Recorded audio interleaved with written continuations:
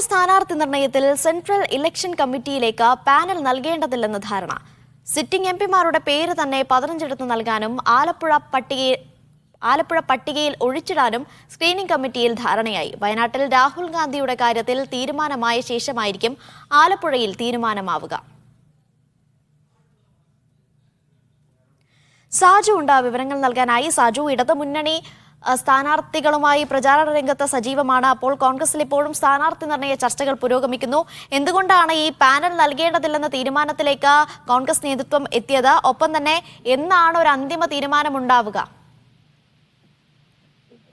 അനീഷ, ഇന്ന് ചേർന്നത് കോൺഗ്രസിന്റെ സ്ക്രീനിംഗ് കമ്മിറ്റിയാണ്. ഈ സ്ക്രീനിംഗ് കമ്മിറ്റിക്ക് മുമ്പാകെ 5 മണ്ഡലങ്ങളിൽ പാനൽ ഉണ്ടായിരുന്നു. പക്ഷെ കേന്ദ്ര തിരഞ്ഞെടുപ്പ് അതോറിറ്റിയിലേക്കാണ് പിന്നീട് ഈ പേരുകൾ അയക്കേണ്ടത്. ഇവിടെയാണ് ഇപ്പോൾ തീരുമാനം എടുത്തിരിക്കുന്നത്. പാനൽ അയക്കേണ്ടതില്ല, പകരം 15 സിറ്റിംഗ് എംപിമാർ, അതായത് വയനാട്ടിൽ രാഹുൽ ഗാന്ധി അടക്കമുള്ള 15 സിറ്റിംഗ് എംപിമാരുടെ പേര് തന്നെ സെൻട്രൽ ഇലക്ഷൻ കമ്മിറ്റിക്ക് അയച്ചാൽ മതി എന്ന ധാരണയുണ്ടായിരിക്കുന്നത്. ആലപ്പുഴ ഒഴിച്ചിടും. അത് വയനാട്ടിൽ രാഹുൽ ഗാന്ധിയുടെ കാര്യത്തിൽ അന്തിമ തീരുമാനം ഉണ്ടായ ശേഷം സാമുദായിക പ്രാതിനിധ്യം പരിഗണിച്ചുകൊണ്ടുകൂടി വേണം അതിൽ തീരുമാനമെടുക്കാൻ. അതുകൊണ്ടാണ് ആലപ്പുഴ ഒഴിച്ചിടുന്നത്. അവിടേക്കും പട്ടിക നൽകേണ്ടതില്ല എന്ന് തന്നെയുള്ള തീരുമാനമാണ് ഇന്നത്തെ സ്ക്രീനിംഗ് കമ്മിറ്റി യോഗത്തിൽ ഉണ്ടായത്.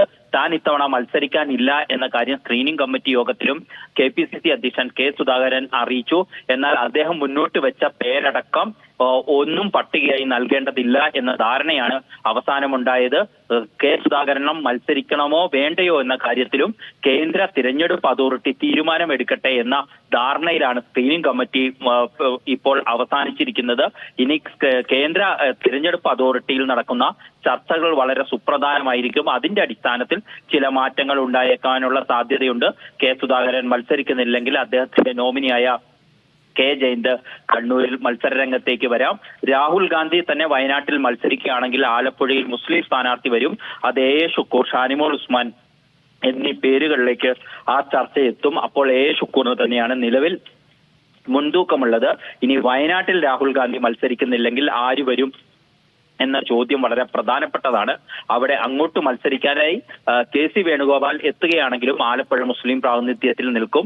അല്ല, KC വേണുഗോപാൽ വരുന്നില്ലെങ്കിൽ വയനാട്ടിൽ മുസ്ലിം പ്രാതിനിധ്യത്തിനായി മാറ്റിവെക്കേണ്ടി വരും.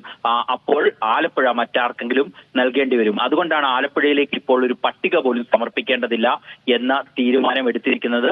അടുത്ത ദിവസങ്ങളിൽ KPCC അധ്യക്ഷനും പ്രതിപക്ഷ നേതാവും ഡൽഹിക്ക് പോകും. തുടർന്ന് ഡൽഹിയിലായിരിക്കും ബാക്കി ചർച്ചകൾ നടക്കുക. അനീഷ, ശരി. കോൺഗ്രസ് സ്ഥാനാർത്ഥി നിർണയത്തിൽ സെൻട്രൽ ഇലക്ഷൻ കമ്മിറ്റിയിലേക്ക് പാനൽ നൽകേണ്ടതില്ല എന്ന തീരുമാനത്തിലേക്കാണ് ഇപ്പോൾ നേതൃത്വം എത്തിയിരിക്കുന്നത്. വിവരങ്ങൾ നൽകിയത് KR സാജുവാണ്.